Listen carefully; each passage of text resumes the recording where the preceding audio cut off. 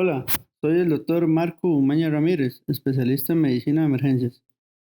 Vamos a hablar de un trauma que, si bien no es tan común cuando se compara con el trauma de abdomen o trauma de cráneo, eh, cuando ocurre tiene una alta mortalidad. Es el trauma de pelvis. Entonces, es importante tomar en cuenta que este tipo de trauma muchas veces va a asociar muchísimas complicaciones, sobre todo porque la pelvis es un sitio que sangra muchísimo y que también puede presentar complicaciones de otros órganos como sistema digestivo a nivel de recto, a nivel de el sistema urinario con la vejiga y los ureteros o a nivel del sistema reproductor en las mujeres. Entonces, vean esta paciente ya tiene una fijación externa porque tenía esta radiografía de pelvis. Entonces, es importante tomar en cuenta la clasificación de las fracturas de pelvis. Entonces tenemos la fractura TAIL A, que son fracturas de la sínfisis del pubis o de la unión sacroiliaca. En realidad, esta clasificación lo que valora son dos tipos de fracturas. La fractura en libro abierto de la sínfisis del pubis y la fractura posterior de las articulaciones sacroiliacas, que en realidad son las que más sangran. Entonces, como podemos ver, el TAIL A es una fractura que realmente compromete alguna de las dos. Sin embargo, es una fractura muy estable. El TAIL B ya es una fractura que compromete eh, o la sínfisis del pubis con una fractura en libro abierto o una de las articulaciones sacroiliacas.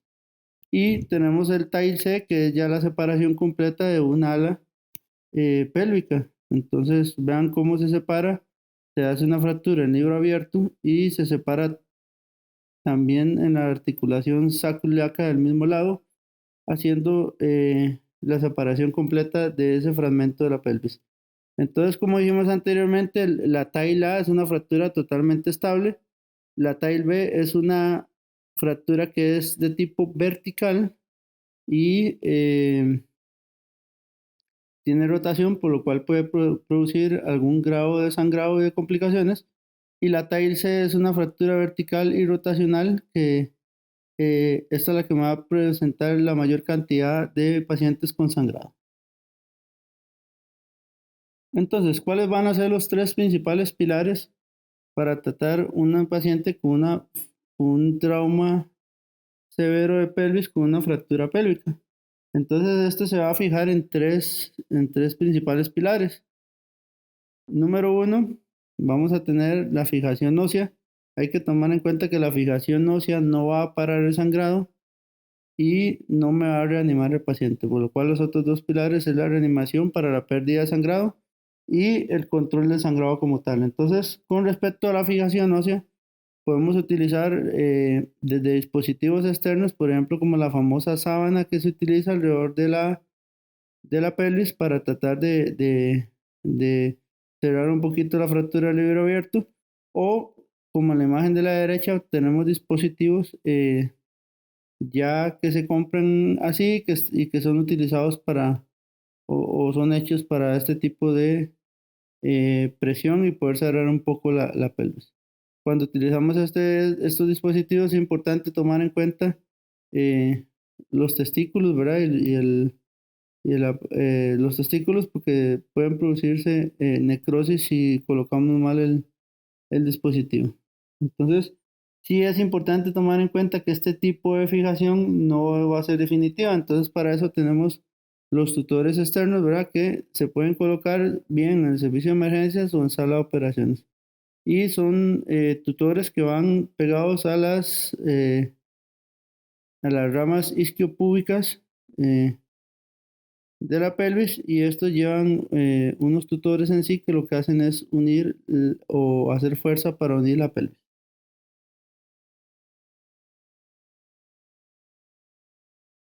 Con respecto a la reanimación, es importante recordar que se debe evitar la triada de la muerte, que consiste en hipotermia, acidosis y coagulopatía. Entonces, es importante recordar que los pacientes con fracturas en pelvis sangran muchísimo. Entonces, estos pacientes van a hacer choque hemorrágico y el principal objetivo de la reanimación es reponer con hemoderivados, ¿verdad? Como dijimos, o como está estipulado, una relación de glóbulos rojos, plaquetas y plasma fresco congelado de 1:1:1, según lo que dice la literatura internacional. Sin embargo, si contamos con trombolastografía, es importante realizarla para evitar transfusiones masivas innecesarias. Es importante recordar que la pelvis es un sitio que sangra en capas, como se ve en la imagen. Entonces no vamos a encontrar un vaso específico que esté sangrando, sino que es un sangrado que muchas veces al ser en capas cuesta controlar. Entonces, el tercer pilar, que es el control del sangrado, ¿cómo puedo realizar? Bueno, una opción son los empaques preperitoneales. Entonces, si abres una cisura y preperitonealmente se ponen empaques para tratar de parar el sangrado. Sin embargo, el gol estándar en el tratamiento de estos pacientes para control de sangrado va a ser la angiografía. Entonces, el hemodinamista se mete, ve el vaso que está sangrando y lo ocluye. Entonces, con esto vamos a poder parar esos sangrados en capa. Entonces, el gol estándar para el tratamiento con respecto a parar el sangrado de estos pacientes es la angiografía. También tenemos otros dispositivos que son ya para medidas heroicas, ¿verdad? En pacientes que no paran de sangrar y que están sangrando y sangrando y sangrando, que es el RIBOA.